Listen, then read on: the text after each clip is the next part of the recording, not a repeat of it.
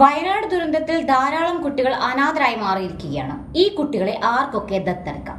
അതിന്റെ നിയമവശങ്ങൾ എന്തൊക്കെയാണെന്ന് പരിശോധിച്ചു നോക്കാം. ഉരുൾപൊട്ടൽ ആ പ്രദേശത്ത് മാത്രമല്ല നാശം വിതച്ചത്, അവിടെ ജീവിച്ചിരുന്ന ഓരോരുത്തരിലുമാണ്. ഒരുപാട് പേരെ മരണം കവർന്നെടുത്തപ്പോൾ അവരുടെ കുട്ടികളും മാതാപിതാക്കളും ഉൾപ്പെടെ ധാരാളം പേർ അനാഥരായി മാറി. ആരുമില്ലാതെ ജീവിതത്തിൽ ഒറ്റയ്ക്കായി എന്ന് പറഞ്ഞു വിലപിക്കുന്ന ധാരാളം ആളുകളെ നമുക്ക് ക്യാമ്പുകളിൽ കാണുവാൻ സാധിക്കും.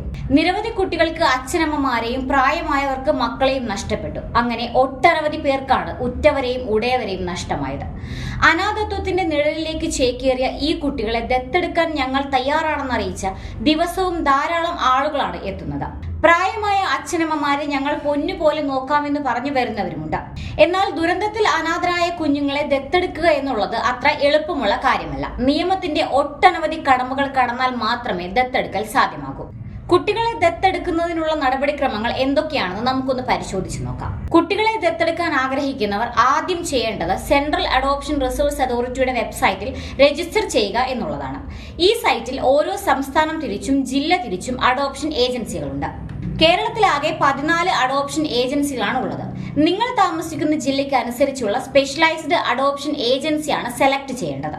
ഇതിനുശേഷം ജില്ലാ ശിശു സംരക്ഷണ സമിതി ഓഫീസും അംഗീകൃത ദത്തെടുക്കൽ കേന്ദ്രവും രജിസ്റ്റർ ചെയ്തയാളുടെ ഹോം സ്റ്റഡി നടത്തും. രജിസ്റ്റർ ചെയ്തിട്ടുള്ളവർ ശാരീരിക, മാനസിക അല്ലെങ്കിൽ വൈകാരിക സ്ഥിരതയുള്ളവരും സാമ്പത്തികമായി കഴിവുള്ളവരുമായിരിക്കണം.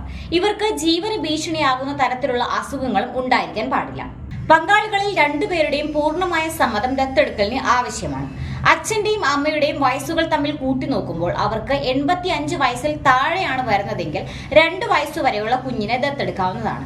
85നും 90നും ഇടയിലാണ് പ്രായം വരുന്നതെങ്കിൽ 2 മുതൽ 4 വയസ്സ് വരെ പ്രായമുള്ള കുട്ടികളെയും, 90നും 100നും ഇടയിലാണ് പ്രായം വരുന്നതെങ്കിൽ 4 വയസ്സ് മുതൽ 8 വയസ്സ് വരെ പ്രായമുള്ള കുട്ടികളെയും ദത്തെടുക്കാവുന്നതാണ്.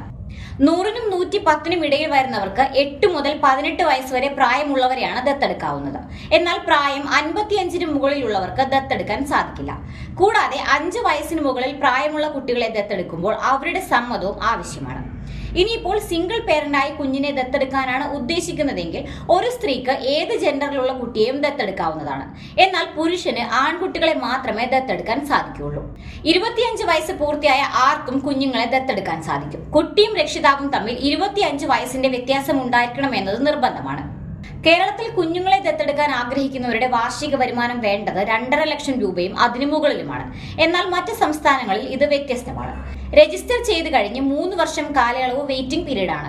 ഈ 3 വർഷത്തിന് ശേഷമായിരിക്കും കുഞ്ഞുങ്ങളെ ലഭിക്കുക. എന്നാൽ വയനാട്ടിലെ സാഹചര്യം പരിശോധിക്കുമ്പോൾ ഇപ്പോൾ അനാഥരെന്ന് കരുതപ്പെടുന്ന എത്ര കുട്ടികൾ അനാഥരാണെന്ന കാര്യം വ്യക്തമല്ല. അവരുടെ ബന്ധുക്കൾ ജീവിച്ചിരിപ്പുണ്ടോ എന്ന കാര്യം കണ്ടെത്തേണ്ടതുണ്ട്. അതിനുശേഷം മാത്രമായിരിക്കും ദത്തെടുക്കൽ നടപടികളിലേക്ക് കടക്കുക. ഇത്തരം നടപടിക്രമങ്ങൾക്ക് കാത്തു നിൽക്കാതെ വയനാടിനെ പ്രത്യേക കേസായി പരിഗണിക്കുമോ എന്ന കാര്യമാണ് ഇപ്പോൾ എല്ലാവരും ഉറ്റുനോക്കുന്നത്. സർക്കാർ മുൻകൈയെടുത്ത് ചില ഇളവുകൾ നൽകുമെങ്കിലും അനാഥരാക്കപ്പെട്ട കുട്ടികൾക്ക് എത്രയും പെട്ടെന്ന് ഒരാശ്രയം കിട്ടുമെന്ന് നമുക്ക് പ്രത്യാശിക്കാം.